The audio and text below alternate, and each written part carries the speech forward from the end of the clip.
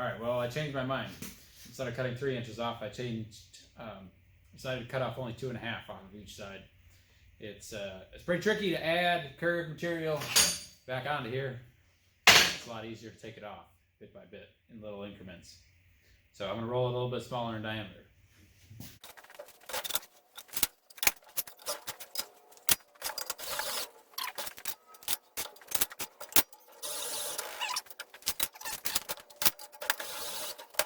All right, you saw that I was awfully close.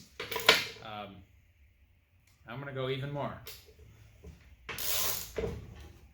because there's pressure on these bolts.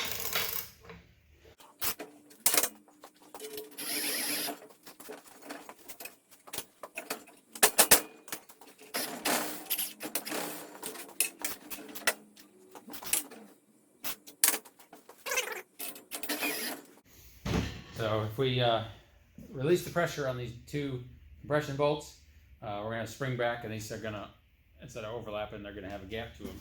So I'm just going to push on them a little bit. So they're right about there.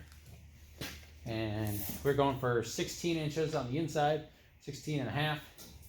And well, my 2.5 was not nearly enough because we're above 17. So,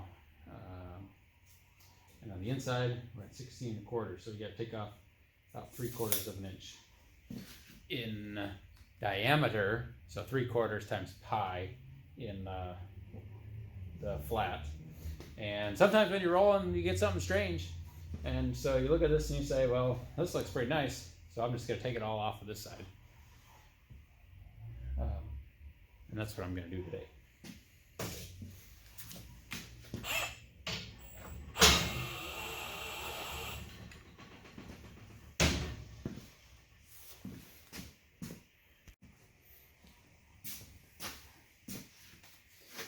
All right, there we go. I took off my 1.5 inches. We'll see how close that gets us. Every time, make sure you clean this out. Better you take care of your rollers, longer they'll last.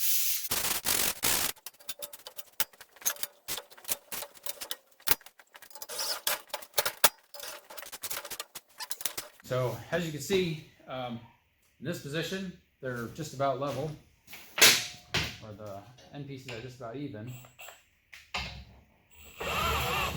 And then we're in the middle, we got this overlap. But the unpressurized curvature of this is going to be even more than the even that we had over here.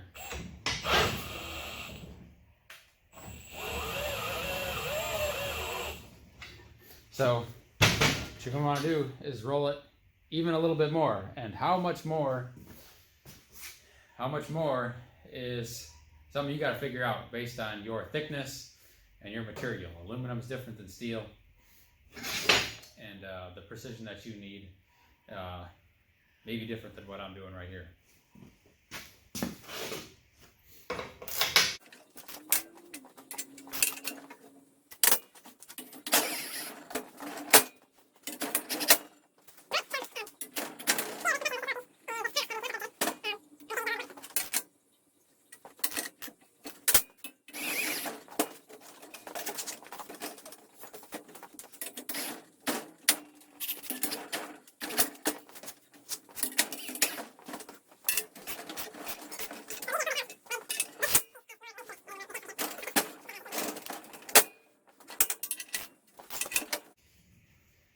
And you can see this just about feeds naturally into here.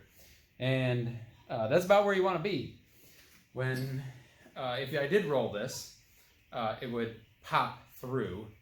And I can do that just for demonstration purposes here. And then it probably won't feed back in very well, but we'll give it a try.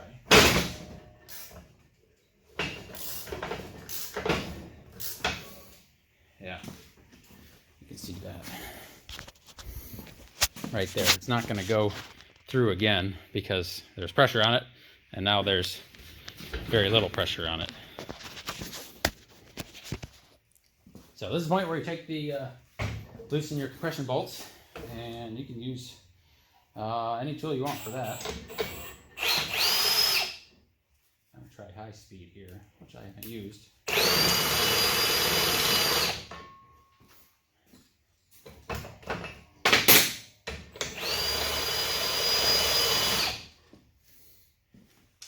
And with larger diameter pieces, you'll notice the flex is enough that you can just stretch it over this roller.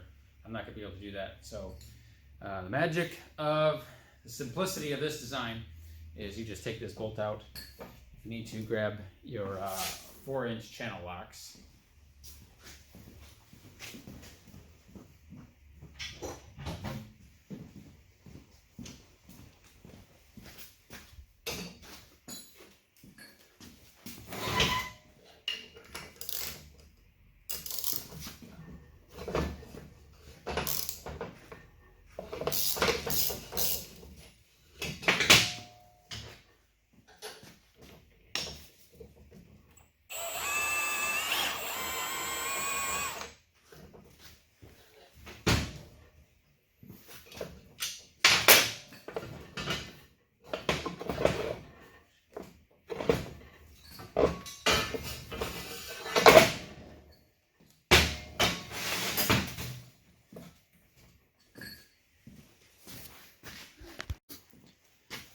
So here we are in its natural state.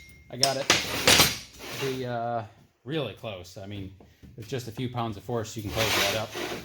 And because I'm going to show you some my tape measure accuracy, I'm going to use a clamp on it. And because I can see this side here is just a little bit outside, I'm going to put the clamp closer to that part and apply a little bit of pressure. And I told you I was targeting 16 inches inside and 16 and a half on the outside. I'm not exactly at that, but I showed you how using pi, simple math, you can cut off just the right amount at your gap to get your diameter to be what you need. Turns out we are at 16 3/4 and about 16 5/8 on this side. So I didn't cut off as much as I was supposed to. And I thought I'd throw this in here. This is a piece of 3/8 by 3 aluminum that I rolled. We're going to illustrate the concentricity of this. I rolled it just like I did the other piece, and did not weld the back side, but I did weld the front side. And anyway, there you go. So this piece, inside to inside, is 11 and just a hair shy of 11 3/8 right there. Right here, it's exactly 11 3/8. Might get something a little weird right where this weld is. We're at oh sheesh, 11 3/8 plus about a 16th. Was that 7/16? Fuzz under 11 3/8. Yeah, it's just about here. It's exactly 11 3/8.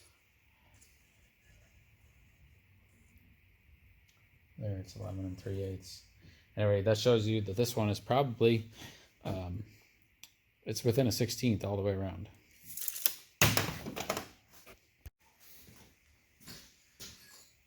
So there you go. I hope you learned a few things today.